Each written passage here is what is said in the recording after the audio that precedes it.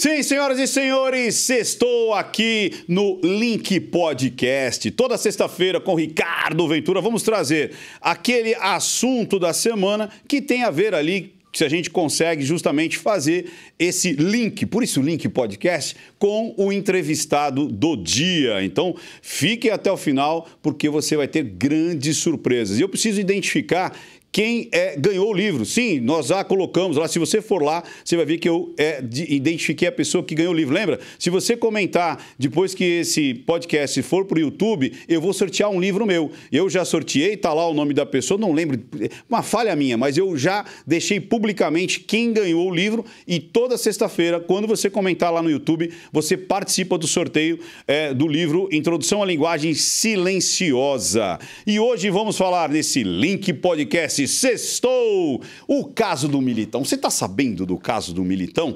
Que bagunça é essa? Se você está sabendo, já começa a comentar aí, porque eu tive que fazer várias anotações aqui para entender, principalmente que são loiras, são parecidas, é uma bagunça, todas são influências e tal e coisa. Então, vamos primeiro botar uma linha cronológica para a gente entender por que as pessoas ficaram tão revoltadas, por que as pessoas comentaram tanto sobre esse comportamento do Militão, da atual, da ex.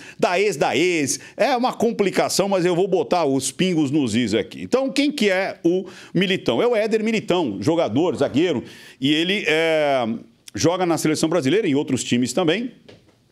E ele teve um affair aí. Por que a gente fala um affair? Porque não deu nem tempo, por isso que eu falo, por aqui você já começa a ver a sementinha aqui. Ele teve um affair ali com a Caroline Lima, né? E a Caroline, ela acabou engravidando dele. Por que eu falo acabou? Porque eles não estavam nem um ano juntos. Então, por aí, mas Ricardo, meu pai e minha mãe engravidaram de mim, até hoje são casados. Tudo bem, mas não é a regra. Quando a gente fala de comportamento humano, quando a gente fala de um casal, quando a gente fala de gerar uma vida, vamos lá, gerar uma vida. Porque as pessoas estão simplesmente assim, engravidou, não engravidou, ou essa linha, né, aborta, não aborta, como se fosse uma coisa completamente tipo assim, vou comprar uma geladeira, vou me desfazer da geladeira, agora vou trocar de geladeira. E eu não consigo ver relacionamento assim. Quando a gente está falando de vida, vida dois, você pode ficar com quantas pessoas você quiser, você pode ficar com quem você quiser, você pode ficar com quantas vezes você quiser. Agora, quando você faz um contrato, porque casamento é isso, quando você tem um contrato com uma pessoa, você preza normalmente nesse contrato algumas cláusulas. Normalmente, fidelidade, algumas pessoas nem prezam isso no contrato e está tudo bem. Mas quando você coloca, olha, vamos viver a dois, vamos ter respeito mútuo, né? Qual que é o tipo de exposição? Porque quando você já está a dois, a tua vida já não é mais só você. Tudo que você fizer vai respingar no seu cônjuge, vai respingar no seu parceiro, na sua noiva, no seu noivo, no seu namorado, na sua namorada. Não é mais somente você. Eu vou lembrar de um fato bem rapidinho. Eu lembro, olha que interessante isso. Eu aprendi isso quando eu tinha, sei lá, uns 9 anos de idade. Algumas pessoas sabem, outras não. Eu nasci dentro de uma loja de calçado e, obviamente, essa loja chamava Casa Ventura, uma loja tradicional de calçado lá na Vila Maria. E eu descia lá da escola, lá do pessoal que é da Zona Norte ali, vai lembrar.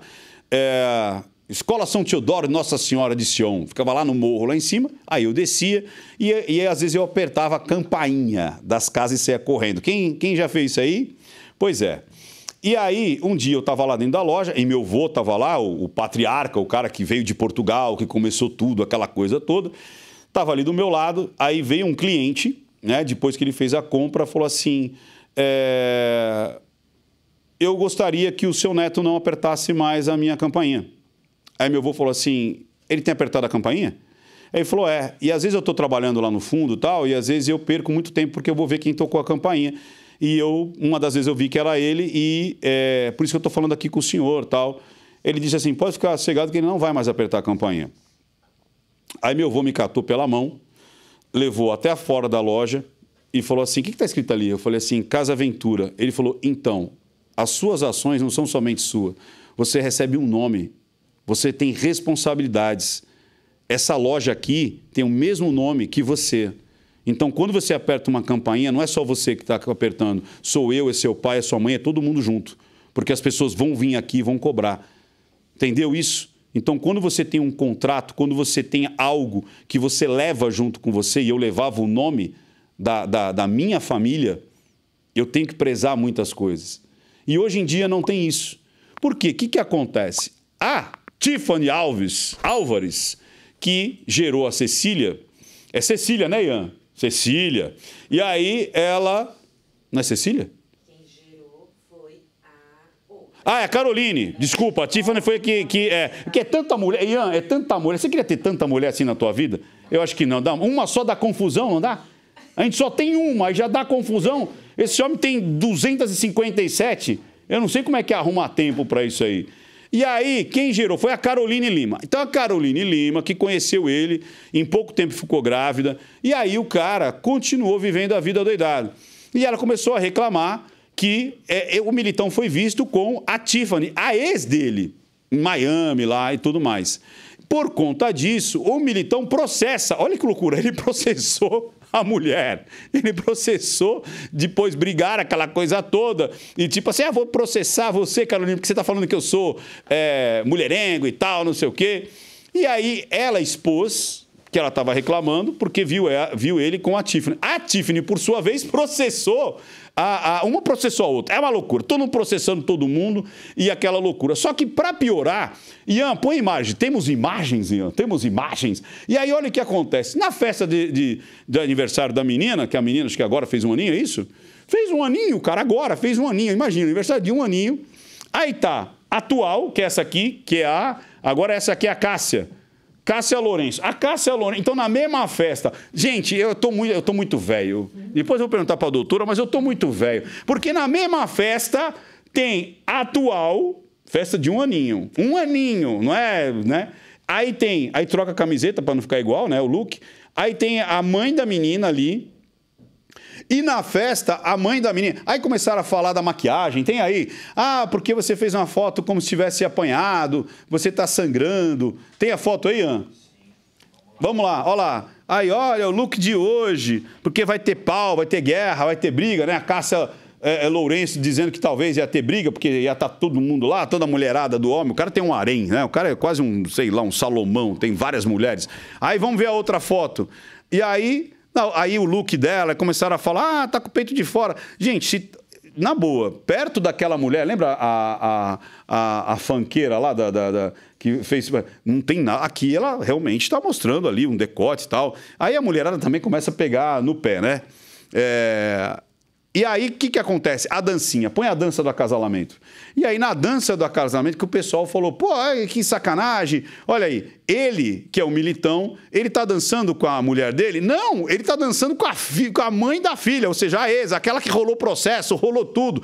E ela tá ali, ó, dançando de filhinha. Isso daí é nos anos 70, hein? Lembra, dançava de filhinha? Olha lá, ela dançando de filhinha com ele ali, um charme, tal. E aí, o que acontece? Temos imagens que daí a amiga da atual não gostou, falou, que dança do acasalamento é essa que está acontecendo aí na festa da filha? Vai lá e tira a satisfação. Olha lá, estão filmando, para com isso, sua dada.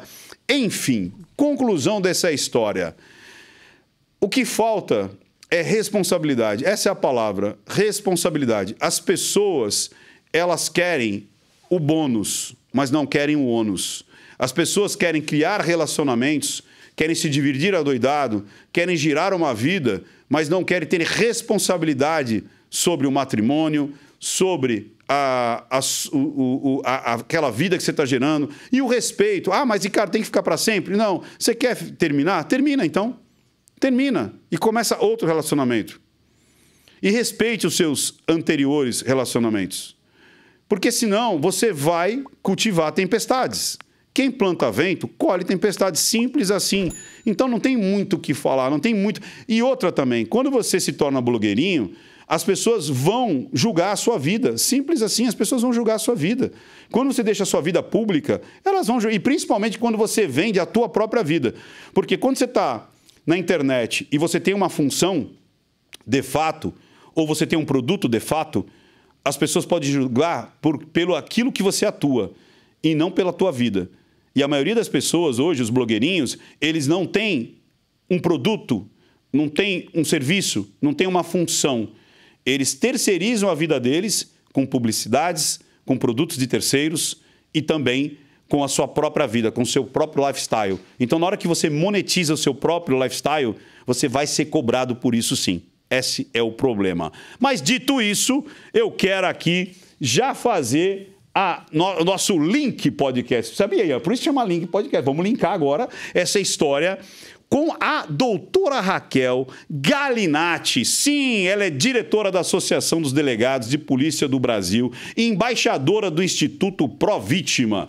Também foi eleita 4 vezes como uma das melhores delegadas de polícia do Brasil. Olha só, em 2019, 20, 21 e 22. Caramba, pedi música, hein? Já passou de 19, 20, 20.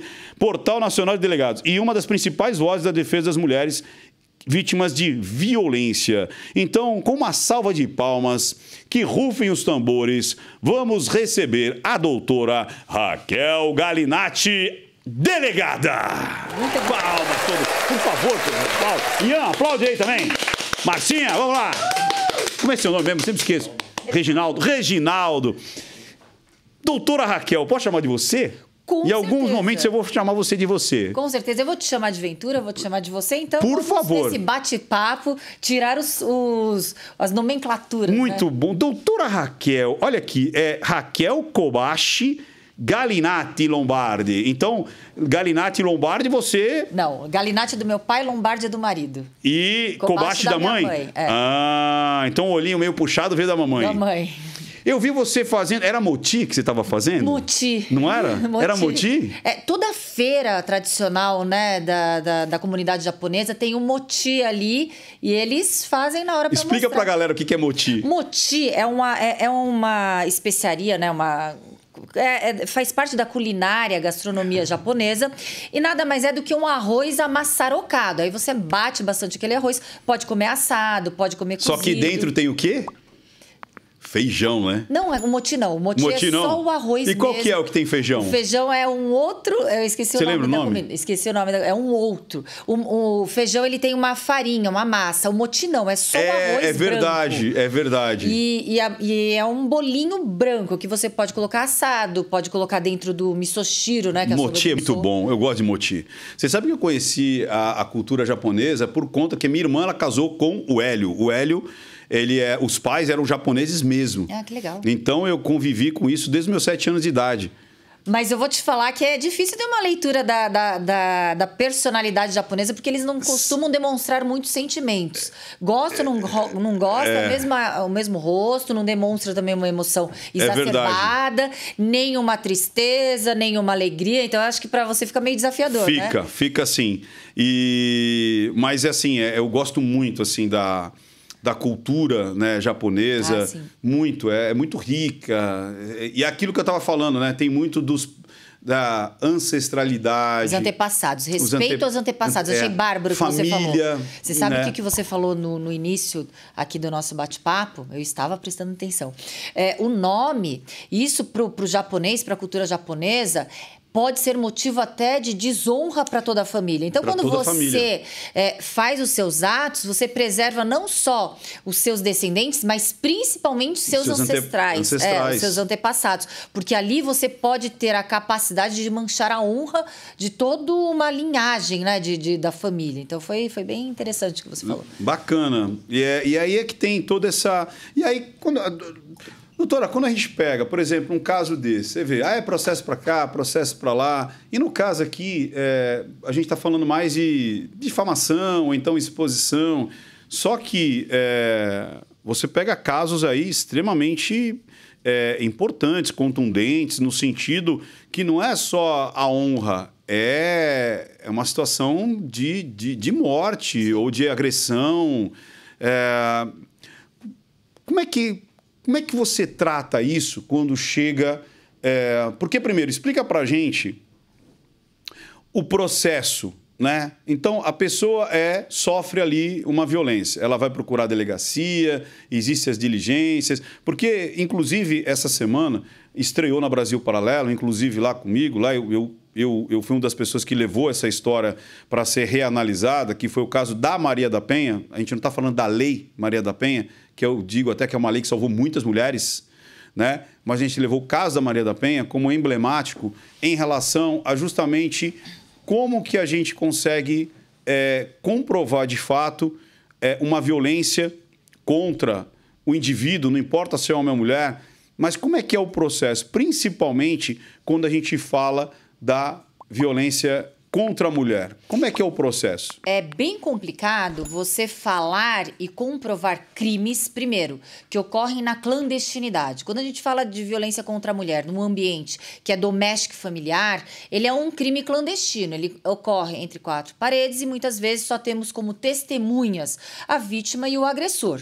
Claro que agora, com a tecnologia, a gente tem internet, a gente tem os celulares que fazem gravações ambientais, inclusive não é crime, tá?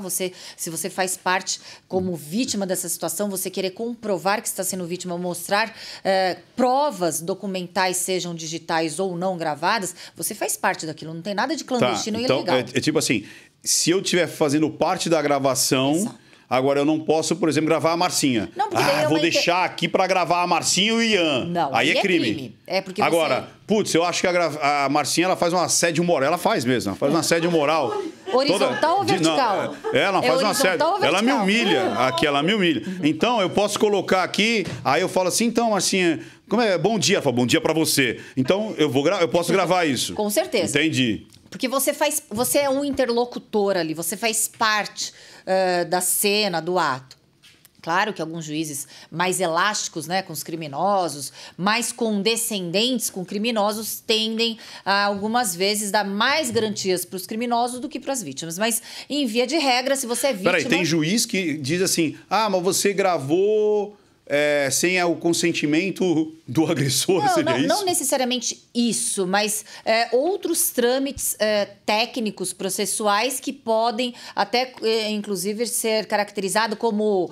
sabe o fruto da árvore envenenada? Que a gente fala que é uma teoria do processo penal. Se você começa de forma ilícita a buscar provas, todas as provas daquele processo, todo aquele processo vai estar anulado, mesmo de forma escancarada, você tem como comprovar por outros meios que ele é o criminoso.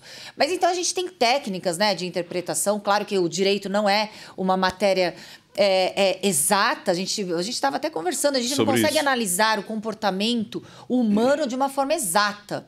E, aliás, cada olhar de interpretação vai ser diferenciado, porque a gente tem várias raízes e bagagens de histórico para a formação do nosso conhecimento, que faz com que a gente tenha até alguns vícios de interpretação e de leitura, né? Ou seja, mesmo eu aplicando a letra da lei, né, eu preciso ter uma elasticidade da subjetividade daquilo que está acontecendo. Porque cada caso é um caso. Não adianta, mas ele tacou, sei lá, o tamanco na cabeça dela. Tá, mas o que aconteceu para chegar a esse ponto? Perfeito. Não é só a letra da lei. Perfeito. Senão a gente teria facilmente substituição de delegado de polícia, de juiz... Pelo GPT.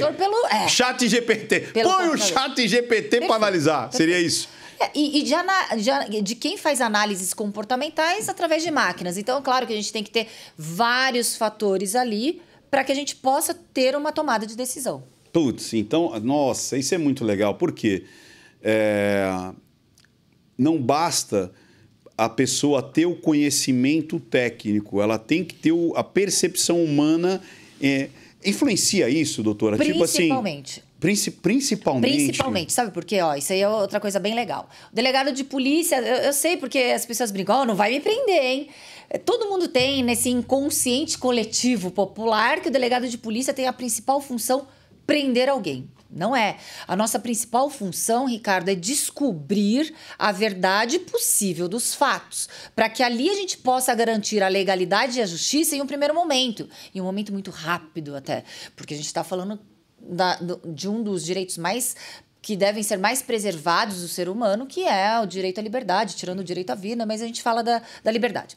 Ali, vou te contar uma situação em que chegou até a minha delegacia um homem já praticamente não era nem suspeito, ele já estava condenado como um estuprador de vulnerável, de crianças. Putz. E chega aquela delegacia, a gente sabe toda aquela situação problemática que o criminoso sexual vai enfrentar. Não só como uma pecha, mas no convívio ali prisional, porque é um código de ética que bandido não tem ética, mas nem bandido suporta criminoso sexual.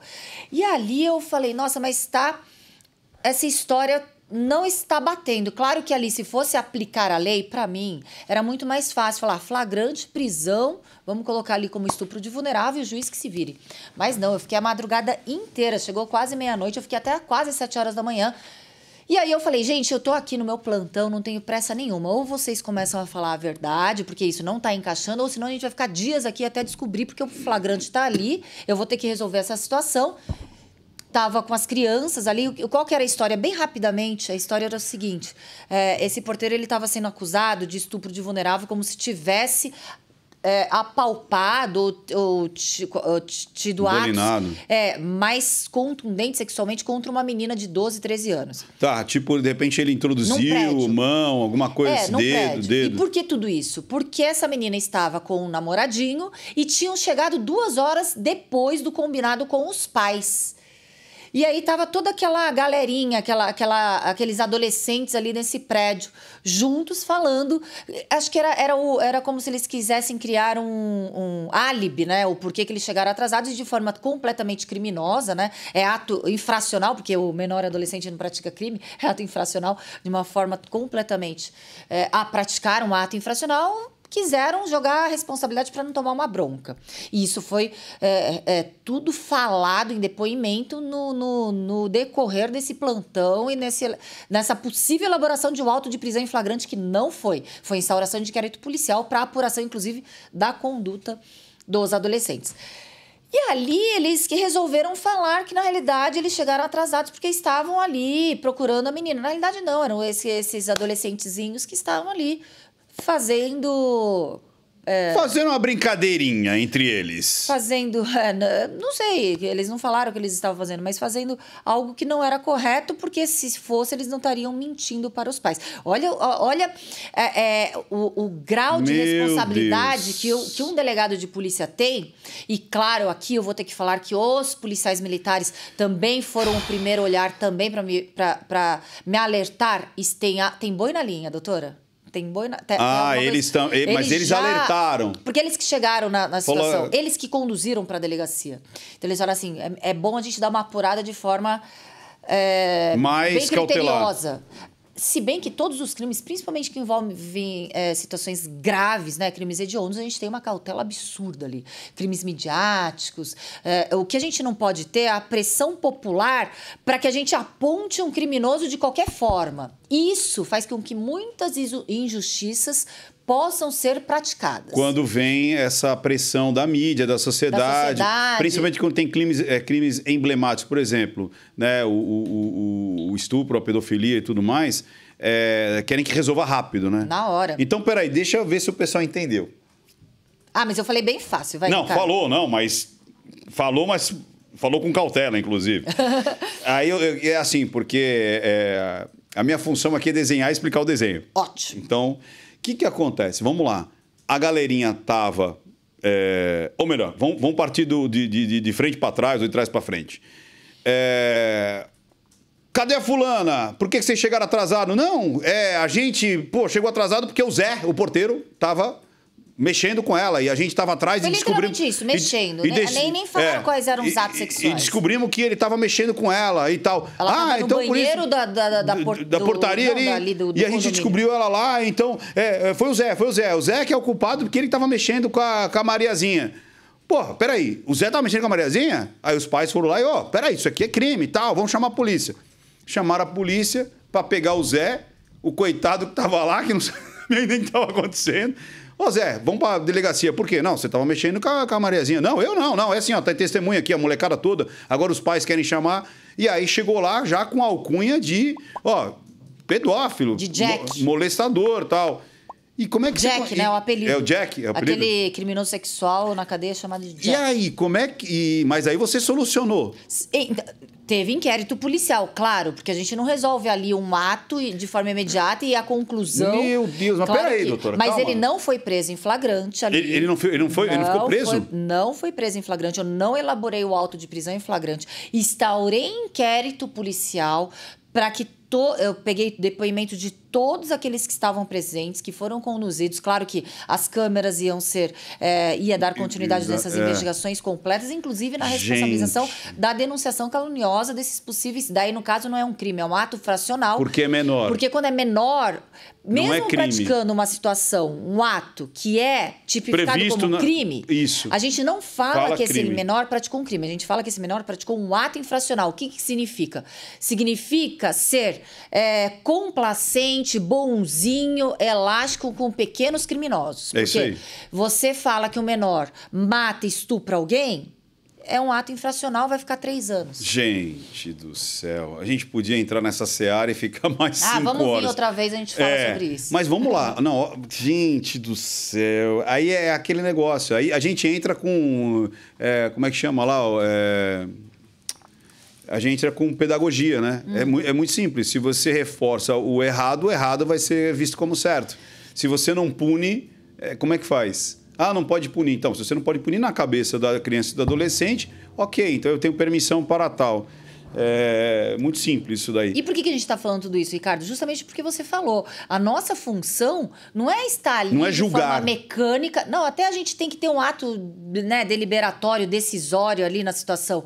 Mas a gente tem que buscar... A sensibilidade do subjetivo. E ali é o que a gente está falando justamente nisso. Se eu fosse de forma estritamente mecânica, aplicação da lei letra. ao fato... Claro que a gente não teria como observar e apurar os periféricos ali apresentados, para aí sim a gente conseguir fazer uma justiça em um primeiro momento. Tanto é que eu achei muito legal quando eu peguei aqui, você... Onde é que eu peguei? Acho que está aqui, ó. Eu achei muito... Por isso que eu falo, a semântica das palavras ela é importante, né? Embaixadora do Instituto Pró-Vítima. Vítima. Ou seja, eu não estou definindo quem é a vítima. Todos os vulneráveis, e não tem vítima específica. Inclusive vítimas de desastres, de desabamentos, de explosões, vítimas como um todo. Porque a gente tem, e rapidamente, só o porquê que a gente precisa de Instituto Pró-Vítima e de um Estatuto da Vítima. Porque a vítima, ela ficou relegada ao mero instrumento do processo penal. Hoje, o processo penal e todo o sistema de justiça se volta para a amplitude da defesa daquele que está sendo processado e indiciado. Deve ter? Claro que deve ter. Mas a gente não pode esquecer a vítima nos seus direitos. Então, ela só serve como instrumento de acusação ou de flexibilizar aquela acusação. Quando a vítima tem a sua vida destruída ou a sua família com a vítima destruída, qual é o aparato que o Estado dá para ela? Diferentemente do criminoso, que tem auxílio criminoso, auxílio família do bandido, vai preso, auxílio reclusão, tem tudo. Agora, a vítima não. Vítima? Ela não tem amparo do Estado. Nós não temos a vítima como um sujeito de direitos no nosso sistema de justiça. Então, quando a gente fala Estatuto da Vítima, Instituto Pró-Vítima, é justamente isso. Não são os vulneráveis, de uma certa forma, que estão desamparados pelo próprio Estado. Caramba! Vítima é isso. Mas, então, vítima é isso. Então, vítima é isso. Não, acho que as pessoas estão entendendo, porque... O agressor... É muito louco isso, né, doutor? Porque, vamos lá, é como você mesmo disse, o agressor, ele tem bônus disso, tem o auxílio não sei o quê, tem direito a isso, tem direito a... Mas vamos ressocializar, vamos incluir novamente e tal. Aí você fala, e aquela família que perdeu o arrimo da família? Né? Como é que fica? Como é que vai... Qual é o suporte que vai ter? Né? Não, depois que foi condenado, agora segue a sua vida e está tudo bem. Quer dizer, esse aqui vai ter todo o auxílio do Estado para se recompor. E esse aqui? Abandonado. É abandonado. E foi interessante que uma vez eu estava num podcast, eu estava frente a frente, a gente não sabia quem era quem, e eu estava frente a frente com um ex-detento do Carandiru, puxou muitos anos de cadeia, etc. Hoje ele é ativista.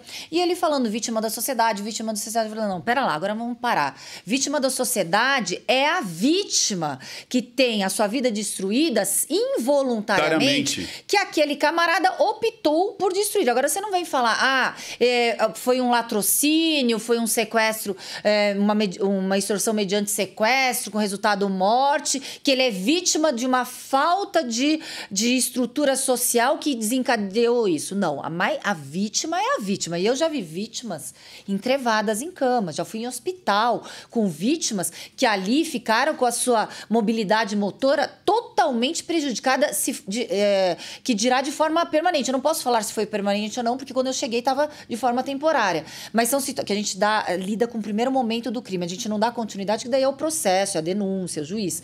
Mas são situações muito graves que a gente vivencia, e a gente falar que os coitadinhos são aqueles que praticam crime é uma deturpação dos valores, é um desequilíbrio na balança de valores. É aquilo que a gente está falando, né? Ali puxando, né? Por que aconteceu tudo aquilo com o Militão e todas as mulheres ali, né? Tiffany, Caroline, tem mais alguma lá? Tanta mulher na confusão. A Cássia.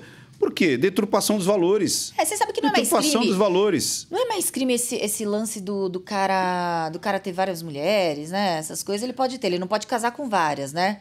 A gente não sabe qual é o código social ali de relacionamento entre os casais, mas né? eu sempre falo isso. Qual é o código social daquele... Até do casal mesmo. Quer dizer, pode ter um relacionamento mais aberto ou mais fechado. Mas eu digo assim, o que falta é... Mas se estão reclamando é porque achavam que tinha. Você está entendendo? Porque se tudo fosse normal, ninguém estava reclamando de nada. Mas posso falar o que acontece? Por que nem a gente fala? Por que a outra fala, você está dançando... Então, existe um código estabelecido, não escrito, de esperar um comportamento daquela sociedade. Que é o que, expandindo agora, é isso. Ou seja, não dá para relativizar. Né? O que eu acho muito importante a doutora dizer, eu acho isso muito legal. E eu vou reafirmar. Então, a Márcia sai de manhã de casa. Eu saio manhã de casa. Aí eu decido assaltar a Márcia. A Márcia não decidiu ser assaltada. Não. Então, quem é a vítima? A vítima é a Márcia. Então, não tem sentido. Não, a vítima sou eu porque eu decidi roubar a Márcia. Não! Então, vamos botar os dois? Tá, então se você é vítima, a Márcia é mais vítima ainda. Sabe o que acontece? E a gente tem que acolher essa daqui primeiro. Porque ela não teve a decisão de ser estuprada, de ser sequestrada. Ela não tomou a decisão de tomar um golpe na internet. Ela não tomou a decisão de perder o pai num assalto, num latrocínio.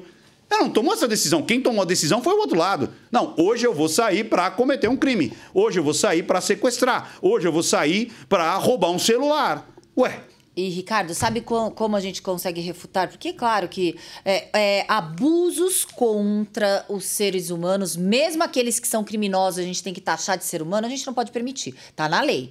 Só que a gente consegue refutar muito bem quando as pessoas falam você está fomentando a ausência de proteção da dignidade da pessoa humana, dos criminosinhos. Não. O que eu estou falando é que a gente não pode abandonar quem realmente precisa de proteção, que é justamente aquele que não optou estar numa cena de crime.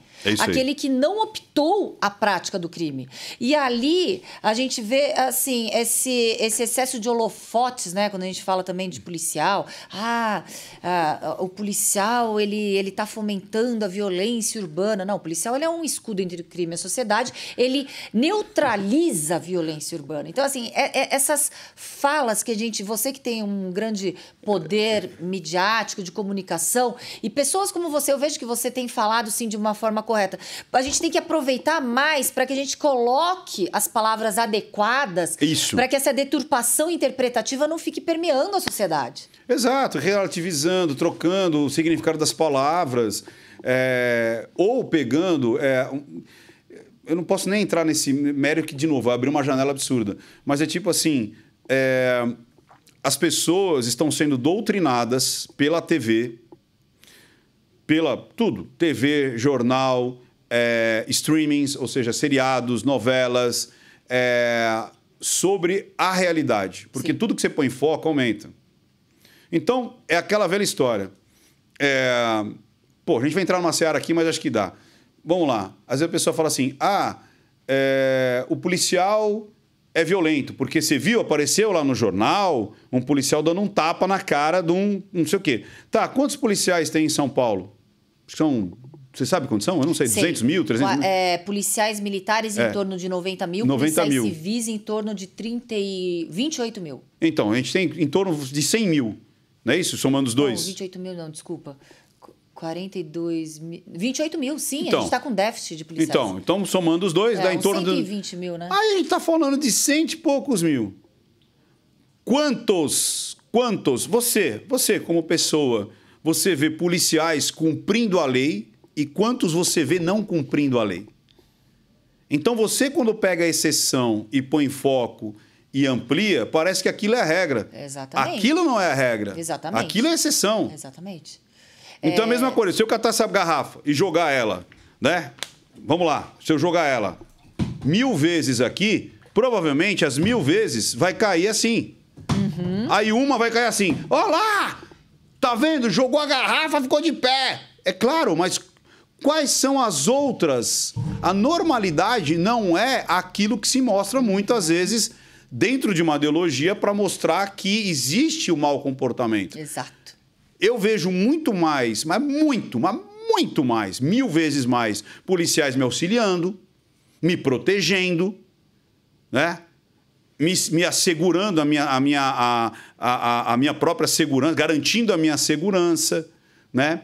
Inclusive me punindo quando eu estou fazendo coisa errada, porque realmente a gente... se tivesse um policial do lado 24 horas por dia, estava lascado. Porque você ia fazer um monte de besteira, entendeu? Então, é isso que às vezes a sociedade inverte. Essa lupa ampliada para os erros que são maximizados e os acertos são tratados como não foi mais do que obrigação. Não é mais que obrigação, claro.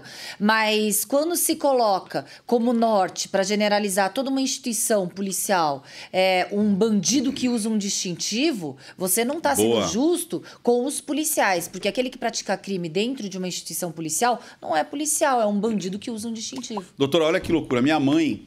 Eu lembro que ela dizia o seguinte, isso quando eu tinha, sei lá, 6, 7, 8 anos de idade, ela falava assim, se você se perder, busca aquele que está com a arma na cintura, porque é um policial, e ele vai te ajudar e vai te proteger.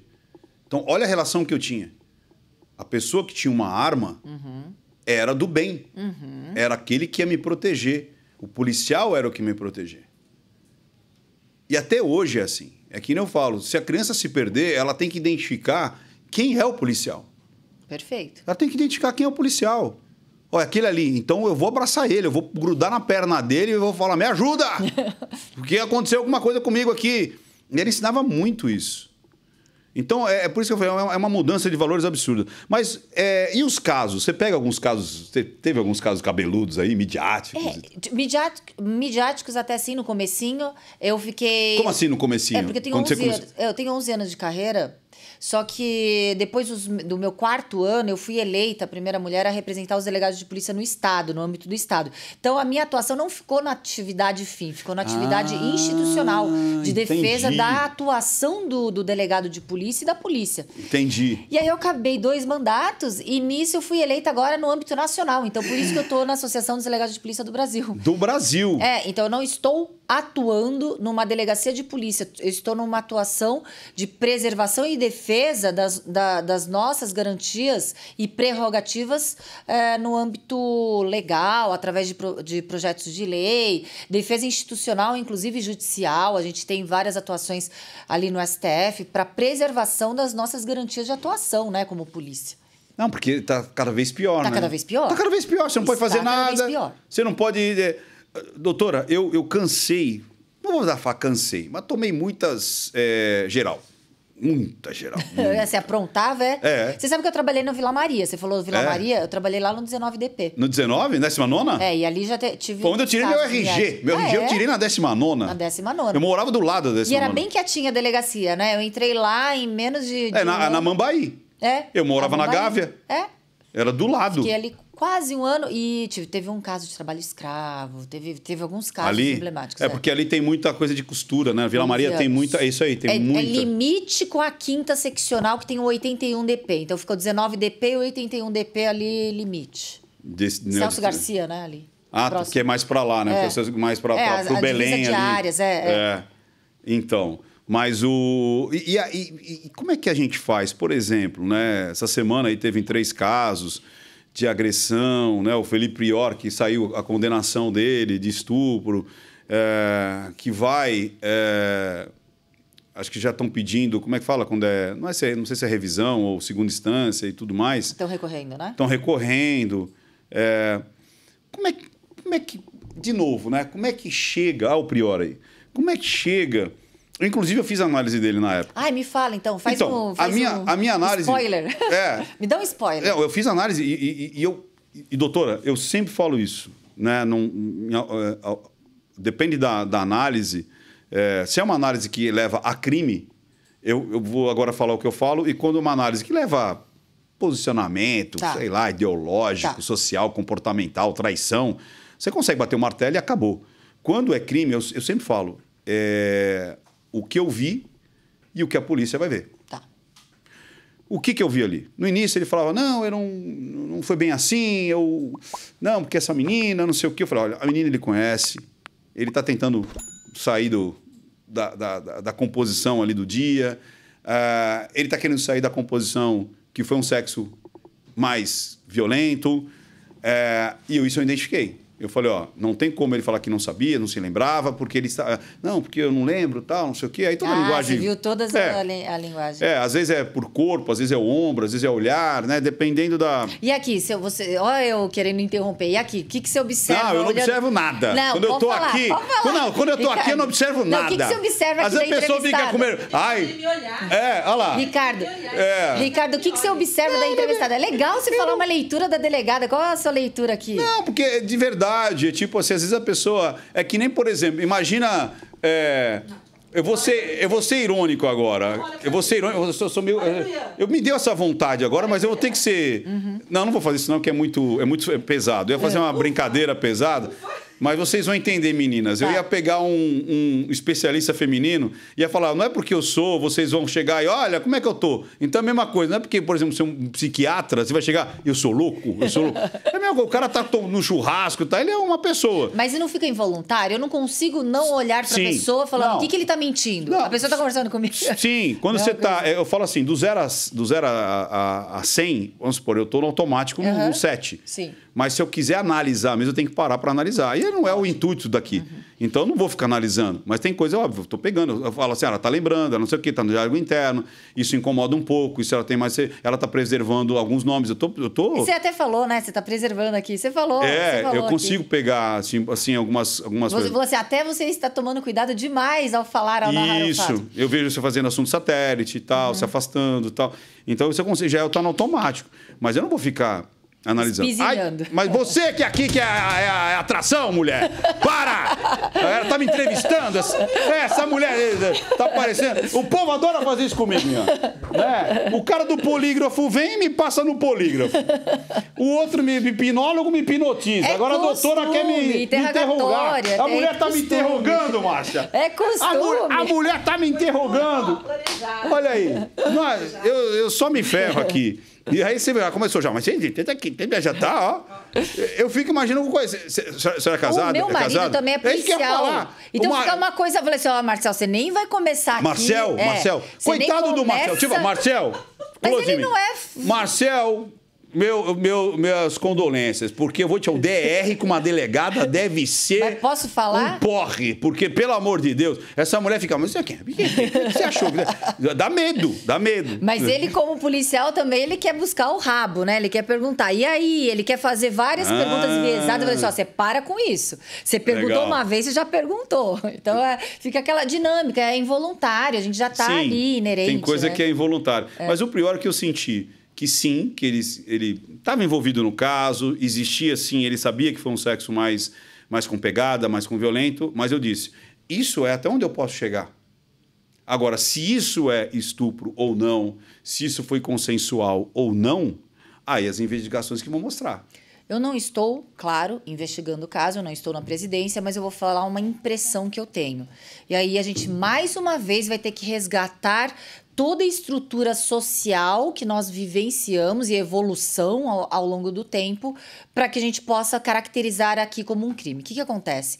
Os crimes sexuais, eles ainda hoje, eles fazem com que as mulheres sejam, quando vítimas, né? Porque a gente tem a maior parte de crime sexual são crianças e menores e ficam subnotificados. A gente não tem acesso à denúncia, que é a maior parte. Mas agora, quando a gente fala mulheres vítimas de crimes sexuais, ficam estereotipadas. Porque a primeira pergunta, mais uma vez, sai da esfera do criminoso, que é um criminoso, que é um mau caráter, né, um perverso, para perguntar qual era a roupa, qual era o seu relacionamento, se você estava adequada com a sua conduta, com a sua vestimenta, se você não era excessivamente sensual ou sexual. Então, a mulher fica estereotipada, vítima de crime sexual, mais do que qualquer outra vítima. A gente não vê o mesmo olhar para uma vítima de crime patrimonial, de um crime financeiro e etc. Tá? Importantíssimo. E aí o que acontece? Tá, e como é que separa o joio do trigo? Como é que eu consigo identificar? Não, mas só para voltar no pior. Tá. E antes, a gente está falando antes, há uns 10 anos atrás, que de repente foi isso que aconteceu. A mulher, e um grande desafio para a mulher que é vítima de crime, principalmente num contexto sentimental, sexual, etc., é ela se visualizar vítima. Então, ali era normalizado, naturalizado e até mesmo romantizado atos que hoje a gente sabe que está na lei, que é crime. Por exemplo, falo não quero realmente a prática de um sexo. Só que força um pouquinho mais a barra, a menina está um pouco alterada, faz o sexo e ela ainda se sente culpada. Eu não fui forte negativo o suficiente para não permitir. E aí ela tem vergonha de falar. Ela se sente culpada, ela se sente suja até. Então, é esse contexto que a gente tem um número absurdo de subnotificação em cifra negra passado. E ainda temos hoje permeando. O que acontece? O próprio pior, e isso eu não passo mão na cabeça de criminoso, mas nem estou caracterizando o pior como criminoso. Sim. Eu estou fazendo uma análise hipotética. O próprio pior, ele foi formatado socialmente a achar que o homem pode dar uma forçadinha, sem saber que isso é uma conduta ilegal e criminosa. Então, quando a gente percebe que é muito importante veículos de comunicação, imprensa, podcast hoje, todos os acessos que a gente pode passar para o povo em geral de informação, isso a gente vai aos poucos mudar a nossa forma comportamental e até permissiva para atos criminosos. De repente, essa menina, porque não prescreveu o crime, se sentiu mal à época, foi fazer terapia, ou eu não sei, tá? No caso, muito de forma aprofundada, ou ficou traumatizadíssima com aversão a homens ou relacionamento sexual e não sabia. E com todas as informações que hoje são dadas, ela pôde, então, aceitar que foi vítima. É hipotético, gente, mais uma vez. Não sei do caso de forma aprofundada. Não presido o caso e isso são hipóteses que a gente só ilustra de forma hipotética o que pode ser que aconteça. Então é isso. Agora, assim, é interessante que eu também nem vi a forma comportamental, a forma de sinais, né? Que no interrogatório a gente percebe muito bem, né? Os sinais. Eu não vi. Se você conseguiu conversar, eu não vi isso. Mas eu tô falando num contexto mais amplo, então, tá? É legal você trazer isso, né? O quanto que é importante a linguagem silenciosa no interrogatório, na captação de materialidade ali de tudo, porque não é só a letra... Não só a letra da lei, como a gente falou, mas também não só o que é falado. Posso falar outro caso? Mas como é falado, né? O próprio Robinho. Tá. O próprio cara que tá lá agora, que foi pego na Espanha. O Daniel Alves. Então, são casos em que foi normalizado. A mulher tá lá, tá gostando do camarote, tá gostando ali do flerte, do cortejo. Então, deixa eu passar um pouquinho mais o limite, que ali não é crime. Então é isso que se foi condicionado, né? A normalizar o crime. Isso é importantíssimo. Eu acho assim... E aí, é pisar em ovos. Por quê?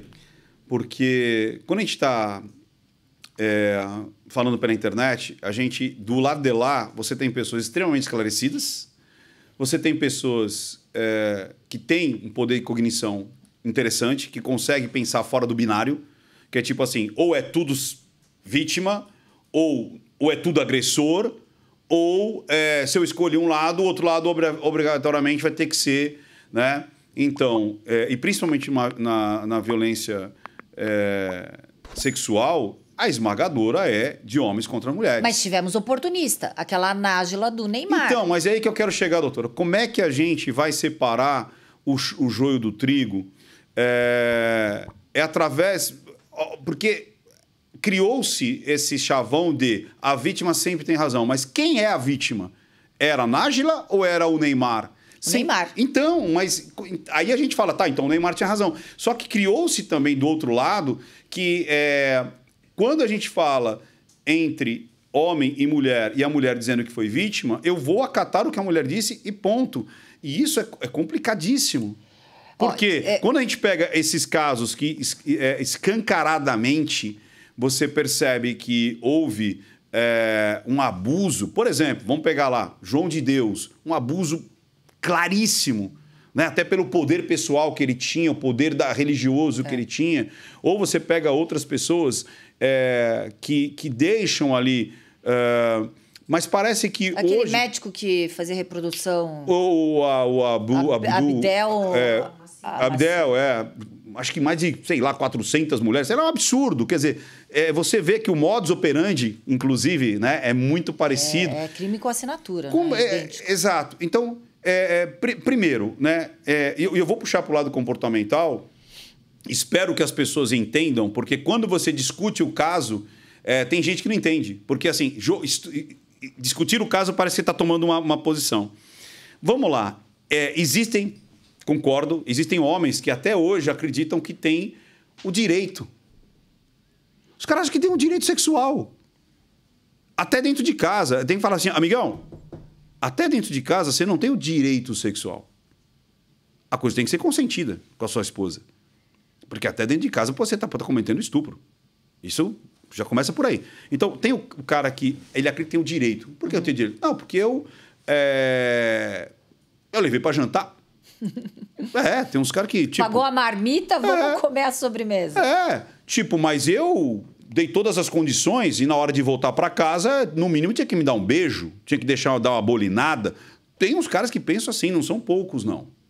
Né? E, infelizmente, atos assim continuam acontecendo e o constrangimento absurdo de uma vítima de um crime sexual faz com que ela se cale. Isso, porque ela mesma acredita que por cara... Que se colocou num cenário de crime. Tem outro que é o momento. Eu já falei isso em alguns análises minhas, que é o seguinte.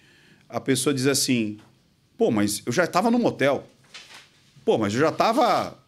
Como assim agora você não quer mais? Michael, como é que é aquele lutador? Mike Tyson. Mike Tyson. Pô, eu já estava na situação toda. Peraí, eu até falo, meninos, se a menina disse não, parou. Agora, uma coisa que eu sempre falo, doutor, aí eu quero a sua opinião. Tá. Porque eu penso o seguinte, e aí depois eu vou falar a quantidade de respostas que eu recebi de mulheres dizendo, tipo assim, o não é não? Tá, o não é não. Mas o não é para você sair correndo. Eu penso assim, não, tá. Eu falo assim, entender o não é diferente de burlar o não. Porque às vezes aquela pessoa pode ter tido uma experiência anterior ruim, ou ela tem bloqueios sexuais. Se você for homem suficiente e maduro de entender o não, pode até ser que ali aconteça depois o ato sexual, ou então o que seja lá o que for, porque ela se sentiu confortável. Ela estava dizendo não para você, estava dizendo não para ela. Não sei o que e tal. Então, criou-se esse paradigma também que, disse não é quando você tinha que virar um ninja, né? Puf! Sumiu. É muito interessante isso. Então, assim, o que você acha disso? Porque não é não. Ela disse não. Tá, mas eu posso entender ou não? Tipo, porque isso é um comportamento humano, inclusive, para minha opinião, maduro. Entendeu? Eu até recebi depois relatos dizendo assim, eu disse não e hoje esse cara que me convenceu é meu marido. Por quê? Porque ele entendeu o meu momento. Então não é, não por quê? Pô, eu já abri a champanhe, já botei a camisinha, pô, já abri até o teto solar, liguei a hidro. Como assim? Não. Porra, isso é burlar ou não. Agora, entender o momento, o que você acha disso? Claro que agora a gente vai sair da esfera criminal, né, legal, eu vou falar algo que eu entendo. Eu acho que esses códigos de conduta sociais facilitaram a vida do homem. Por quê? Claro que a mulher também é machista numa sociedade que é formatada. Então foi-se condicionado que a mulher que tem opinião, ou eu gostei do meu marido. Se eu tenho a opinião de falar, eu gostei de você, e aí, você não vai me chamar pra sair? É algo meio dado, jogado. Ou se ele me convida pra sair, não, tem que fazer difícil e falar não. Isso. Então, assim, se a mulher falar, não, azar, paga o pato de perder. Porque se você quer, tem atitude de falar, sim. Você não vai ser menos mulher ou menos a sua qualidade, reputação. Menos qualificada. A reputação não vai ficar, exatamente, a reputação que eu queria falar. Sua reputação não vai ficar manchada, Ricardo, porque você disse como mulher, sim. Porque você aceitou, de repente, fazer sexo no primeiro encontro. Boa. E aí esse cara, que não precisa forçar mulher nenhuma, fala tchau, nunca mais. E assim, até que eu tava conversando com meu marido, ele falou, se a mulher fazia doce, nunca mais eu ligava pra esta mulher. Eu falei assim, ainda bem que eu não fiz doce, né? Porque tem atitude também. Porque fica uma responsa completamente nos homens, tem a responsabilidade também de saber que você quer. Senão, aí eu tô falando pros homens aqui, se a mulher falar não, não é não, vaza, perdeu ela. Por que você vai continuar forçando se tá fazendo doce? Gostei disso, perdeu ela. Tá, mas que nem a gente fala, na parte, eu falo até na parte emocional, eu acho que entender o não é importante. Agora, como você muito disse... joguinho de tipo uma assim, construção. vamos parar com o não doce também, né? Exato, um joguinho. Não quero. E quando quer, né? Sabe por quê, Ricardo? Claro que a gente não precisava ser 8 ou 80, mas é o que você está falando. É o que você está falando. As pessoas às vezes não sabem interpretar, ultrapassam limites, praticam crimes. Então, a gente, infelizmente, tem que generalizar para a gente conseguir proteger mulheres que, de repente, estão no entorno ou estão sendo assediadas por caras que não sabem limites. Então, aqueles caras que são bacanas e que é a maioria dos homens que são homens são legais. Esses caras bacanas também estão favorecidos, porque não é eu imagino se eu fosse homem, eu conquistando uma mulher.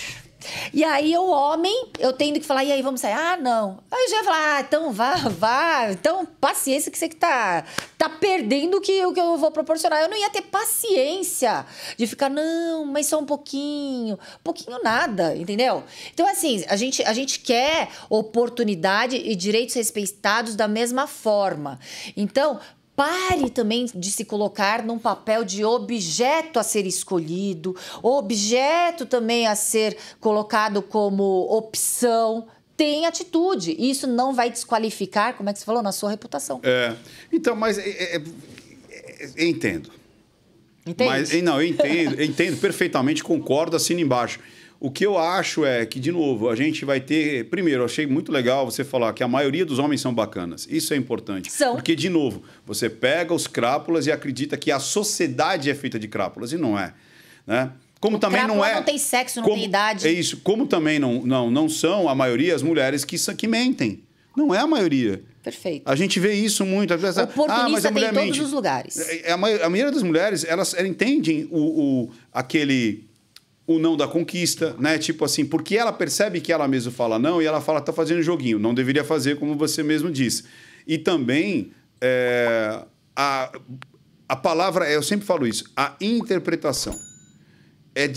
Você tem que tomar cuidado para não ser cartesiano, porque senão o mundo seria chato. A interpretação, aí de novo... Gostei, o mundo seria muito chato, Muito chato se tudo fosse cartesiano. Então, eu tenho que entender que muitas vezes você fala assim... Pega mais um. E você fala, não. Pega mais um.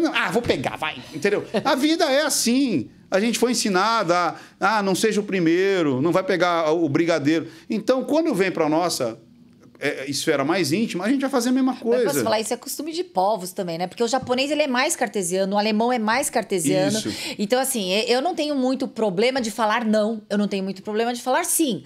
Porque a gente não precisa fazer estas formas, como, por exemplo, daí eu vou falar uma coisa, eu vou viajar aqui. Quando você vai viajar para países dos Emirados, né, do Oriente Médio, etc., né, mas com costumes árabes, você não compra a mercadoria com o primeiro valor dado. Você tem que barganhar. Isso é uma ofensa se você faz para um japonês, porque ele já não está computando a barganha. É ofensivo você querer depreciar para um japonês o valor ali dado. Você sabe o que é engraçado?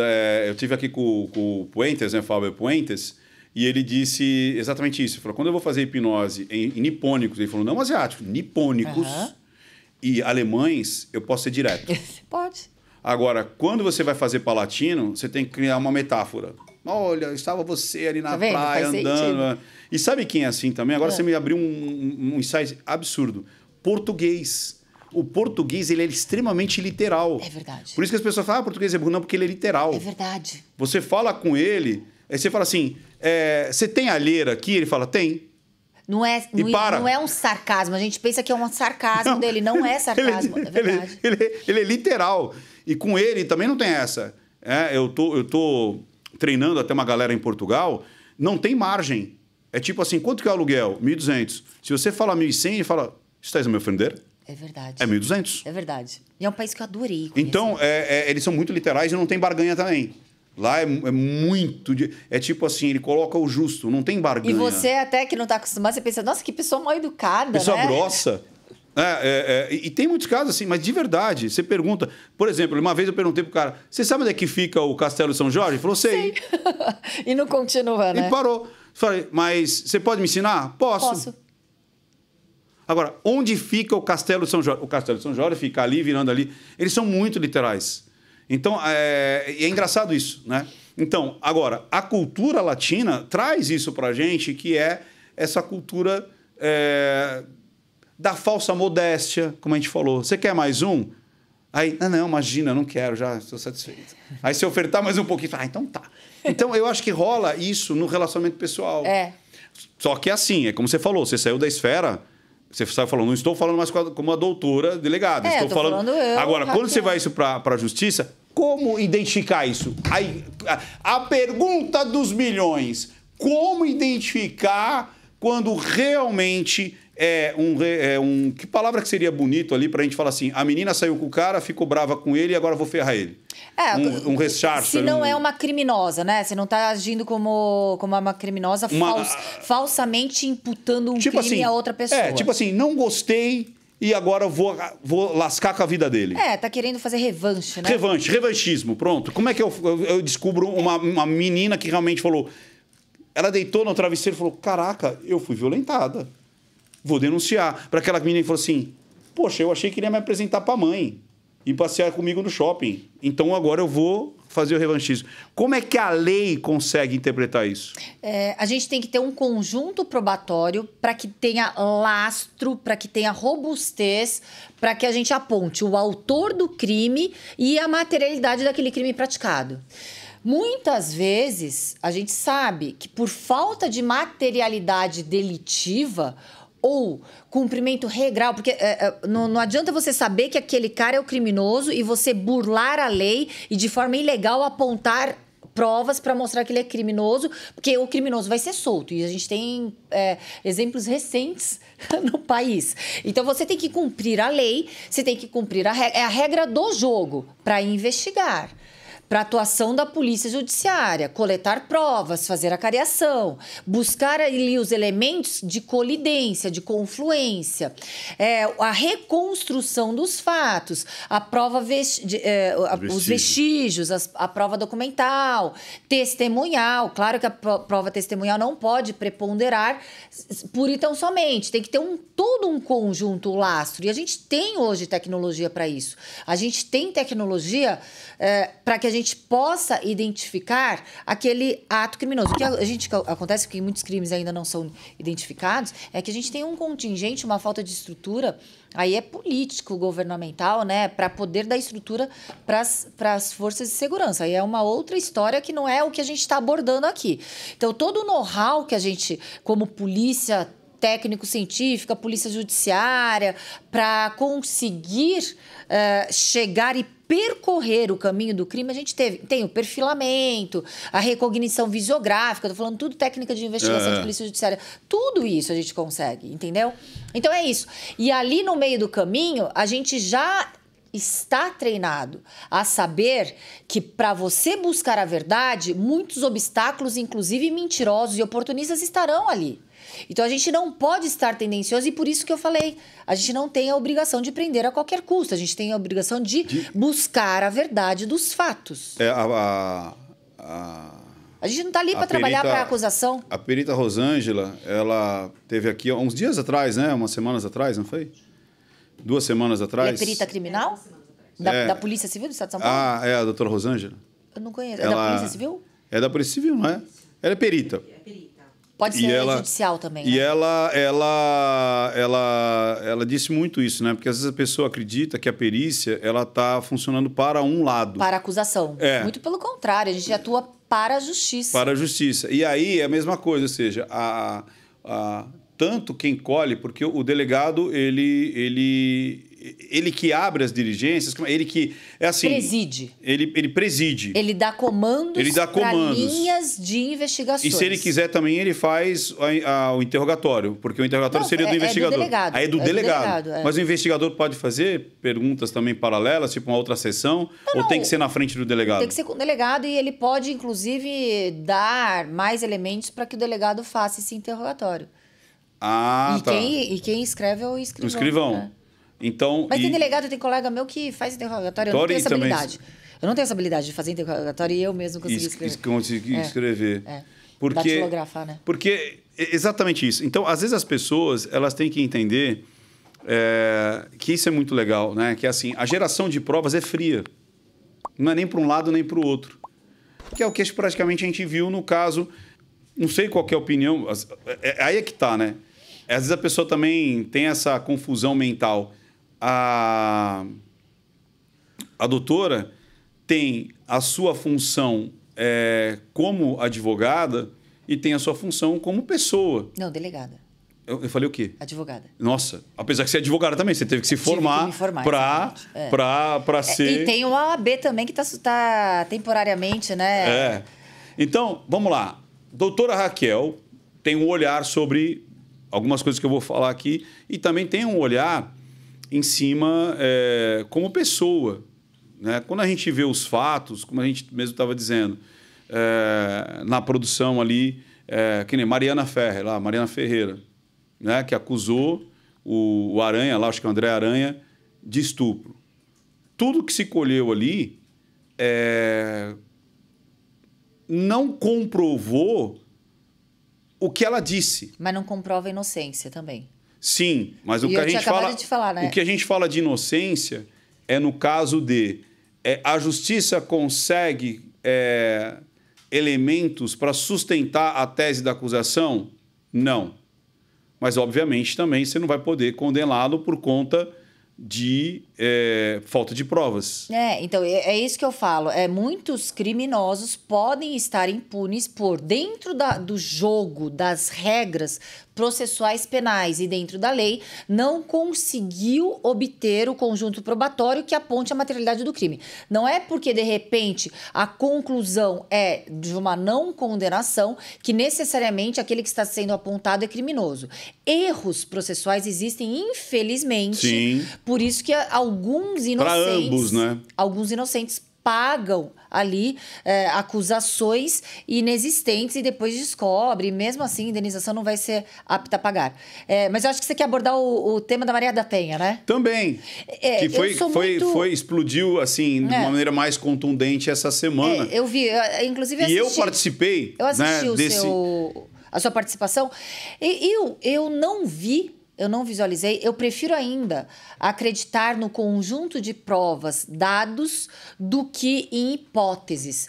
Todo o conjunto de dados ali que foram colocados dão sim condução para apontá-lo como autor do disparo, inclusive do disparo do primeiro e a tentativa de etc. de outros crimes. Os crimes de violência psicológica que ela alega, claro que não tem a comprovação, não sei se houve, acho que não houve a condenação, não existia nem tipo penal naquela época, né? Sobre isso.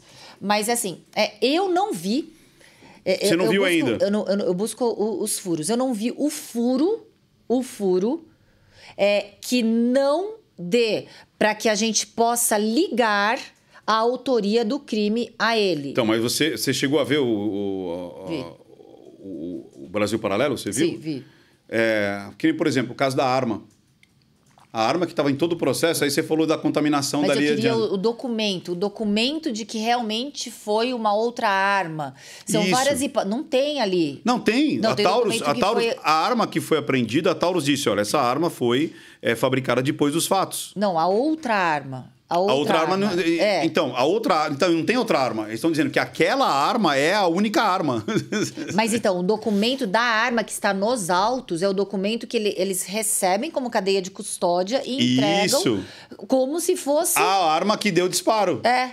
Não, mas a espingarda, né, no caso. A espingarda foi a troca. A espingarda foi assim, entrou uma arma de chumbinho e saiu uma escopeta. Não, mas não tem o documento que prove que entrou uma arma de chumbinho. Tem na entrega. No processo não tem. Olha que a gente... É um ponto para nós vermos lá, então. Vamos lá, vamos levantar lá. Porque... não tem. São outras nuances interpretativas que não dariam também condenação para ele ou não, mas que levantam suspeitas. Claro. Por exemplo, por que a recusa de uma naturalização? A gente sabe muito bem que universidades não podem sobrepor a leis federais. Nenhuma lei federal obriga que um estrangeiro que esteja apto aqui em condição de ensino, né, em situação como professor, lecionando, né, cultura e ensino, tenha a obrigatoriedade de ter a naturalização. Então, são alguns vácuos, mas que isso não o condenam nem o absolve, entendeu? Sim. Alguns que tem só que levantar mais. Só chamam a atenção de uma forma... E outra coisa, eu não sei se você observou, eu observei muito ele, tá? Acho que óbvio, você que participou. Sim, foi a primeira vez que me chamou a atenção, foi ver os depoimentos. O que chama muito a atenção é que todas as demonstrações, e isso eu falo porque é algo comum quando a gente interroga criminosos ou fala com criminosos. O remorso não é pelo crime, o estrago do crime. Os choros, os soluços vêm quando recebem a informação da condenação ou de alguma coisa grave. E, infelizmente, ali, ele só embasa isso. Infelizmente, ali no documentário do Brasil Paralelo, ele só embasa as emoções dele pura e tão somente por ele. Ele não embasa uma emoção quando ela fica paraplégica, quando o criminoso deixa a sua esposa, né? Digamos que se não fosse ele o criminoso. Mas eu imagino, se eu amo o meu marido e se acontecesse isso, eu ia não estar ligando por consequências para mim, eu estar ligando com algo grave que aconteceu com quem eu amo. E ali é o contrário. Ali a gente vê uma mágoa muito grande em tudo quando... eu fui afastado das minhas filhas, eu fiquei cerceado da minha liberdade no ergástulo penal, né? E eu analisei... É claro que é muito precoce, a gente não pode fazer uma análise em 40 minutos. Sim, claro.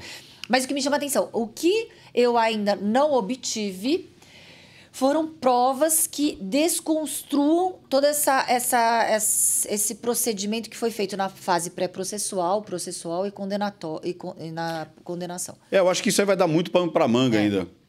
Até porque ali apresentou-se praticamente, 50% do material que o próprio advogado lá estava levantando e tal.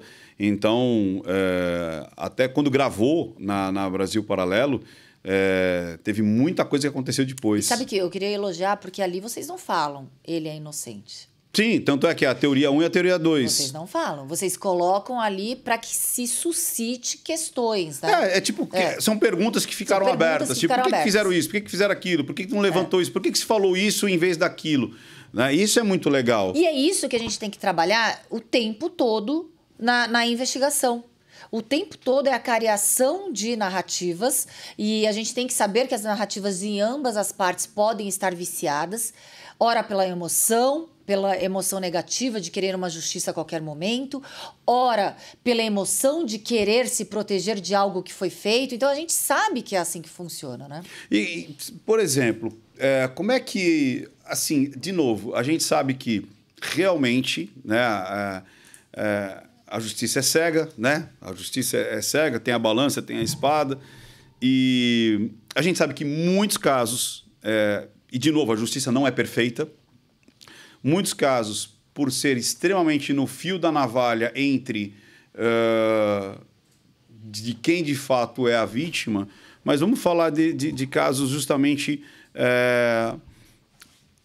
contra a honra da pessoa, ou até mesmo o próprio corpo dela e tudo mais.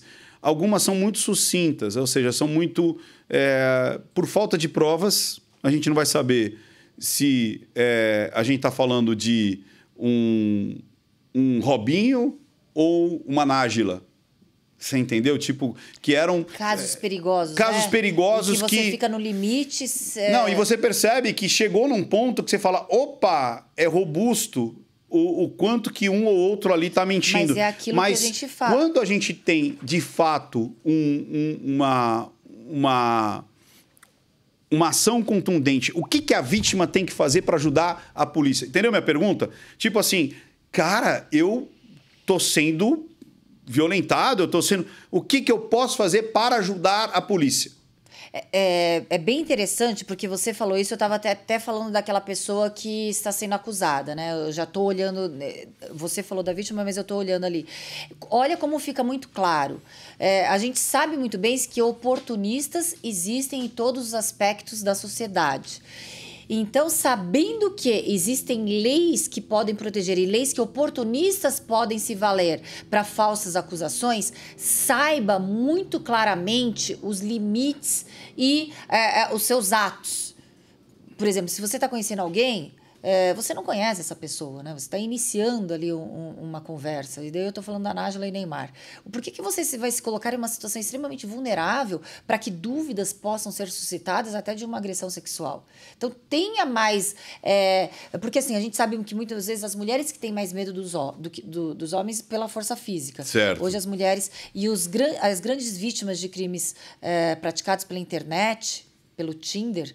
em sequestros relâmpagos, até fatais, são os homens. Porque os homens, eles são impetuosos, eles querem uma relação muito mais rápida e superficial. Se aquela bonitona tá falando, vem aqui que vai ter sexo. Hoje, o cara tem, porque ele acha que ele é o garanhão, vai lá na Parelheiros, vai de moto e... Vai de moto. E o bonitão vai lá na quebrada, moto, vai de moto na quebrada. E a mulher não, ela quer um romance. Então a mulher é mais vítima de um crime praticado pela internet, de estelionato, daquele golpe. Os golpes. Né? Bom, aí voltando isso. Inclusive, eu falo que eu falo assim, que tem 3 tipos ali. Que tem o canalha, o golpista e o agente abusador, o relacionamento abusivo. O golpe é como você falou, às vezes, e são golpes que demoram muitas vezes, para ela entender que está dentro, às vezes, de um golpe, demora anos. Isso Porque ele está usufruindo, não é aquele golpe rápido, peguei sua grana. Não, sustenta o cara, mantém aquilo ali, ou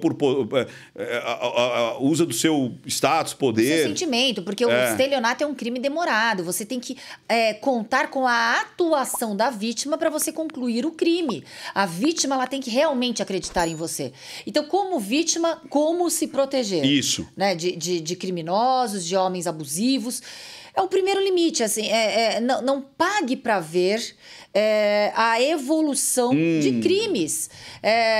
Eu não estou aqui, assim, até a teoria da vitimologia, né, que foi criada, inclusive na época do Holocausto e tal, eu não estou aqui querendo culpabilizar ou colocar uma corresponsabilidade na vítima por estar sendo vítima de crimes. Mas eu estou aqui tentando, através do seu programa, dar uma dica. Não pague para ver.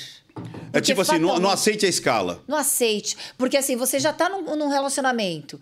Você não vai ser culpada, mas você vai ser morta. Se você não continua com aquele relacionamento que o cara te amedronta, te deixa aprisionada, te xinga, daqui a pouco te dá um tapa na orelha, amanhã você é uma estatística de feminicídio. Isso. Então não é que eu estou colocando e terceirizando a responsabilidade na vítima por permanecer num relacionamento criminoso. Mas a vítima, ela tem sim a obrigação questão de preservação da sua vida. Tente se preservar, não esteja tão vulnerável nessa situação. E eu afirmo categoricamente, a violência, todos os relacionamentos abusivos, criminosos, iniciaram como lua de mel. Veja Maria da Penha, pela história toda era uma aquela lua de velha mel. história, não partiu do zero para... Né? Nenhum agressor vai chegar, oi, meu amor, pá, na orelha. Então, não. isso é muito legal. É perceber, e de novo, é uma subjetividade e não é botar a culpa na vítima. Porque a vítima ela tem que entender que, de alguma forma, ela aceitou a escalada da violência. Ela normalizou. E aí, então, por um lado é legal. Vamos lá, vamos tentar botar em tópicos do PowerPoint. Primeiro perceba que a violência está escalando. Acho que isso é legal. A violência ela é silenciosa. Você até falou de comunicação silenciosa. A violência é silenciosa. Seja com olhares, seja com situação em que a vítima se sente constrangida ou pisando em ovos. Sabe aquela situação? Sim. De uma mulher Você sempre está com medo. O telefone toca, ela tem que atender, senão ele vai ficar bravo. Então, é algo que a mulher, ela sempre está... A gente está falando... Existe agressores mulheres e vítimas homens? Sim, mas aqui o papo é o contrário. E a gente está pegando alguém para exemplo. A gente está falando exemplo, porque eu gosto muito de ilustrar. Existem homens, vítimas e mulheres agressoras. Aqui é o contrário. A gente está falando mulher, vítima e homem agressor. E aí, aquele cara monitora aquela vítima sob o manto de estar sendo protetor. Na realidade, ele é o controlador, o manipulador. E aí, esses atos de agressão e de ciúmes violento, etc., são romantizados. Ai, não, ele me ama demais. É isso aí. Muda a semântica Então, e é uma frase que eu gosto de afirmar. Sabe qual que é o maior desafio para você resgatar uma vítima de violência doméstica num contexto familiar? É que ela, primeiramente, ela se veja como vítima. Sim. Quantas vezes a vítima chega com a cara completamente deformada, com hematoma, dilacerada, e a delegacia à época, o agressor ali... Ela fica, não, ele vai ficar ali na cadeia, o pai dos meus filhos, e ela 2 vezes a fiança é arbitrada e a vítima quer pagar. Até que eu falei, pera lá, agora eu não vou mais arbitrar a fiança. Ela paga com remorso. Então é uma situação que é muito complexa, porque é cruel, né? Aquele cara que ela nutre praticamente uma submissão sentimental, um amor. Um relacionamento patológico. É o algoz. O relacionamento patológico é o pior que tem, né? Qual que é o relacionamento? Relacionamento patológico. É o pior. Por quê? Porque ele... você está tão envolvida nele que você nem percebe. E ao contrário existe também, tá? Sim, tanto de homem quanto de mulheres, mas muito. Mas o de homem, o mais comum são as violências psicológicas e as violências silenciosas. Claro que as violências físicas, que é o que a gente tem mais notícias, psicológicas ainda estão nas chamadas cifras negras, a gente não tem muito conhecimento. Mas as físicas, o mais comum claro, 90%, 95%, a mulher vítima de violência física e o homem, o agressor. Eu vejo também... a percepção de como ele é na sociedade. Então, como é que ele trata as mulheres da casa dele? Como é que ele trata serviçais, saca? Tipo assim, como é que ele trata as pessoas que estão ali para servir? Né? Um guardador de carro, o garçom. Você começa a traçar um perfil. E isso tanto homem quanto mulher. E aí você disse uma coisa que, assim, não adianta. A gente está vivendo numa situação e é realidade. Tanto homens quanto mulheres, quando buscam um relacionamento rápido, é muito difícil você saber onde você está entrando. Porque é coisa rápida. Como você falou, é o Tinder, Os amores líquidos de Bauman, né? É isso aí, do Bauman, a sociedade líquida, né? Então, é isso aí. Então, se colocar o risco, não tem jeito. Agora, se você está... já entrando numa situação que você percebe que tem alguma coisa errada, né? Ou começou a perceber que está tendo... Eu sempre falo para ambos. Começou a perceber que está estranho a coisa. Cara, hoje todo mundo tem um celular. Abre o áudio. Grava. Põe só o áudio para gravar. Até esses smartphones hoje você pode falar assim, comece a gravação. Ele começa a gravação. Se bobear, acho que ele até começou. Olha lá. Vai começar a gravação. Eu falei, já começa a gravação? A Siri, ela entende. Tecnologia boa. Se eu faço assim, falo, começa a gravação, ela fala, começa a gravação. Olha. Tava falando, você viu? E aí começa. E aí, você entende, tá com o celular. Você só fala, começa a gravação, começa a gravar, pá. E aí você tá sabendo tudo que tá acontecendo ali, para provar materialmente ali a coisa. Então, eu acho que, assim, existem pessoas malucas dos dois lados, ou a gente pode falar criminosas dos dois lados, tanto homens quanto mulheres. Novos, velhos. É isso aí. Classe social, orientação sexual. Independe. Independe. Então você começa a perceber e já começa a escolher realmente com quem você vai se relacionar. É alguma coisa, amor de verão, tal? Beleza. E saiba que é algo rápido, é algo que você conheceu na noite e tal. Saiba que começou a ficar estranho alguma coisa, grava. Grava, abre ali, grava. Acho que é uma coisa que eu sempre produza provas. Eu sempre falo, produza provas. Posso falar outro cuidado também? Cuidado ao ser gravada. Você tá num ato sexual ali com um cara que você acabou de conhecer, cuidado. Observa ali se ele não tá gravando, pra depois ser vítima de um sexo extorsão, né? Isso. De uma extorsão sexual, etc. De ambos, né? De ambos. Hoje tá... que o homem o homem em ato sexual, se viralizar isso, ele ainda fica com uma boa fama. A mulher, a não ser se o desempenho for péssimo. Mas a mulher não, a imagem. Gente, por falar nisso, eu tenho que falar, já que você falou de desempenho, eu vou ter que falar. Você viu o cara que ia se matar na New Niterói? Não. Só que ele estava todo pelado. Quando foi isso? Acho que ontem. Não vi. Gente do céu. Depois vocês vão atrás para saber. Virou um meme na hora. Ele ficou todo pelado na ponte do... Acha aí, Reginaldo, depois você precisa mostrar aí para a Martinha. Não. Hein, Aí o cara tava todo pelado, porque foi traído, ia se matar, né?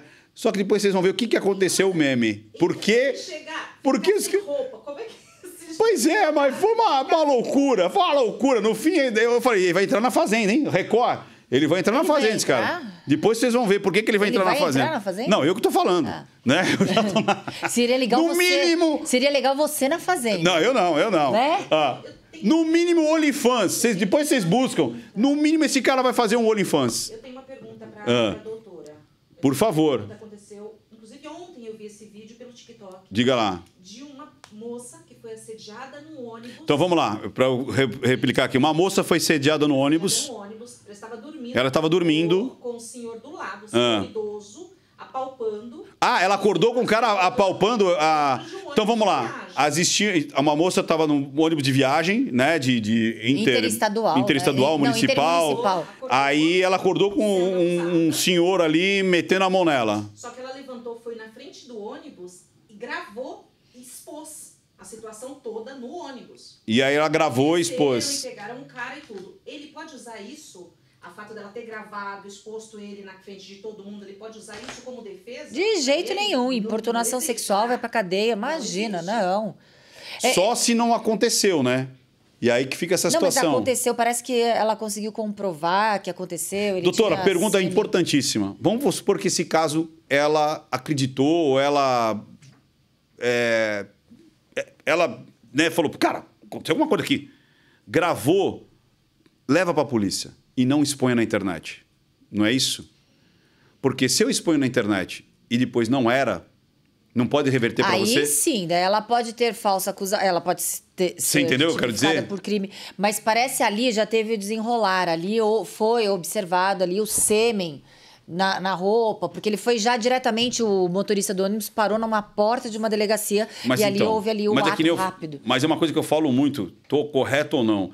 Quer resolver, vai para a justiça. Sim. Quer causa, é para a internet. Então, por mais que você tenha provas robustas, cara, não põe na internet. Sim. Você entendeu? Sim. Porque a pessoa pode usar isso depois contra você.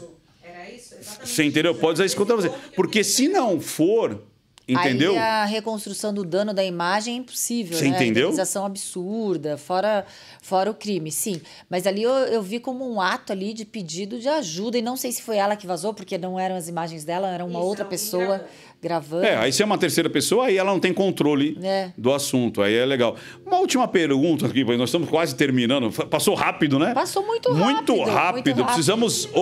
Precisamos outro.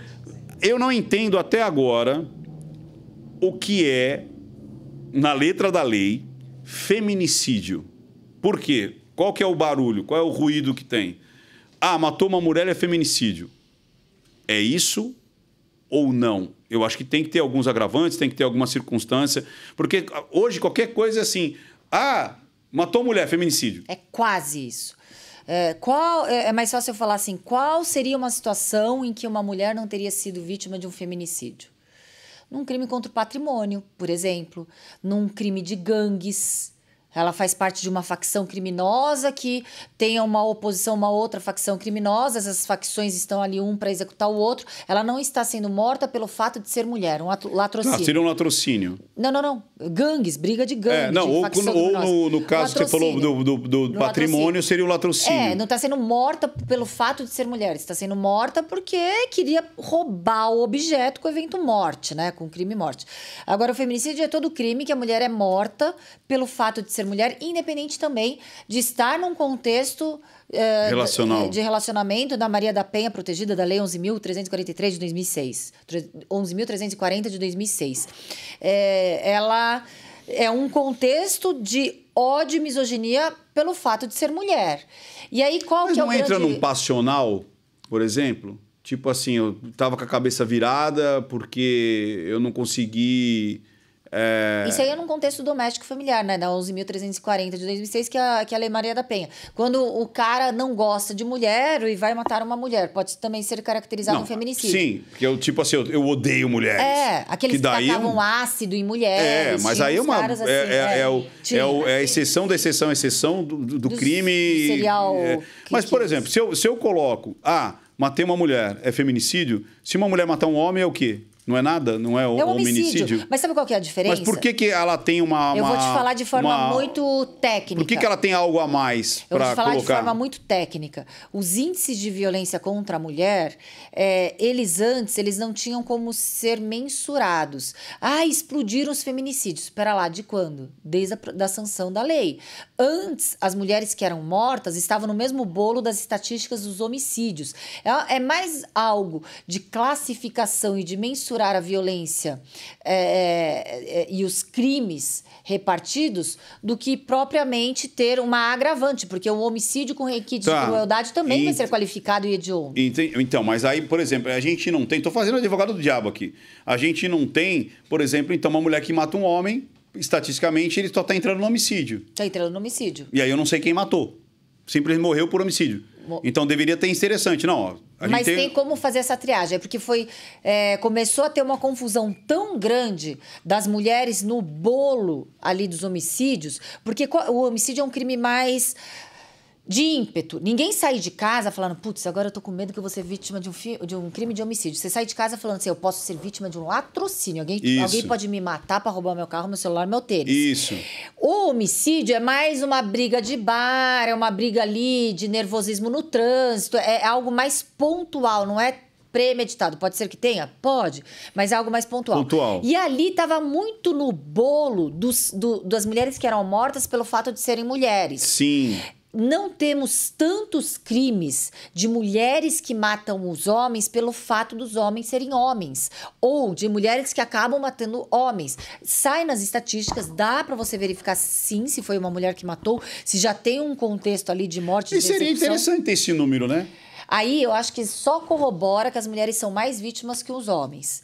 Porque se você for buscar no portal da transparência, buscar essas estatísticas, você vê que ainda é uma proporção absolutamente ridícula de homens que matam mulheres e de mulheres que matam homens. Mas é bem... Não tem nem como comparar. Que nem uma vez eu estava levantando mandaram para mim, né? Aquela crime doméstico, né? Quantos homens morrem em casa e quantas mulheres morrem em casa, né? Não dá para comparar. E aí a gente... E nesse caso, pareceu que morriam mais homens. Mas qual foi o recorte? Então, e aí é que é interessante. Porque morreu mais homem em casa, morreu menos mulher em casa. Mas do quê? Né? Porque então, o homem morre em casa muito de ataque cardíaco. Quando a gente vai lá fazer SVO, a gente vai até as residências e tal. Pois é. Tá lá né? E aí contamina. Então... E o homem, ele tem também uma restrição, né, de ir ao médico. Ele tá doente, ele tá passando mal. Não, eu sou forte. E morre em casa. A mulher morre realmente no hospital quando ela já tá... Agora eu fiquei curioso, que eu vou ver se alguém consegue levantar. É fácil. Tipo mulheres matando homens e homens matando mulheres. Independente do que for. Sabe, se foi briga de gangue, se foi... homens matando mulheres, você tá lá na estatística de feminicídio. Porque tem essa classificação na hora que faz o boletim ali. As estatísticas. Agora, ao contrário que... Por curiosidade mesmo. Para saber o peso que tem essa... Quanto mais mulheres morrem entre homem e mulher do que mulher-homem, vamos dizer assim. Isso corrobora, inclusive, essa discrepância, né, de violência física e fatal de homens contra mulheres. Agora, o que a gente não consegue mensurar é a violência psicológica, que eu acredito ser... Que é o subjetivo, né? E eu acredito ser no mesmo patamar ali. Eu acredito que seja no patamar 50-50. Eu acredito. Você não acha que não? 50-50, mas um patamar bem maior do que a violência física, digamos, né? Ah, com certeza. Porque é mais fácil executar. Porque a mulher ela não tem a força física para efetivar uma violência física. Isso. E é mais sórdido. É tipo assim, eu não tenho coragem de repente catar uma faca e enfiar no seu bucho, mas eu tenho coragem de te humilhar. Ah, mas tem mulherada que tem coragem. Não, sim. A Flor Isbela, né? Não, sim, a Flor de Lis, né? Flor de Lis. Apesar que ela mandou, né? Ela mandou fazer. Estouramos o nosso tempo! Deixa eu te dar um broxinho da Associação dos Delegados de Polícia do Brasil. Gente, olha aí, deixa eu ver. Eu posso usar isso? É melhor não, né? É melhor hoje não. A polícia tá tão alvo ambulante, né? Ah, tá, mas olha, ganhei um broxinho aqui, ó. Vou botar aqui, ó. Isso é pra você guardar. Olha lá, não posso usar não. Isso aqui é só delegado que pode usar. Não, isso? Mas é um mimo, é um mimo. Nem delegado usa assim na rua também? Porque senão os caras... Não, ambulante. Olha aqui, muito obrigado, muito obrigado. Depois eu tenho um presente para você também fora do ar, que são meus livros. Ai, que show. Todos os meus livros aqui estão ali, já guardei ali para presenteá-la. Pessoal, comente, mande as suas impressões. Eu vou sortear sempre um livro. Então, foi para o YouTube, comente ali a parte que você mais gostou. Qual foi a parte que você mais gostou? Aquilo que te trouxe mais um insight para você. E estaremos aqui mais uma vez, com certeza, né, Marcinha? Porque com certeza a gente vai ter outras oportunidades.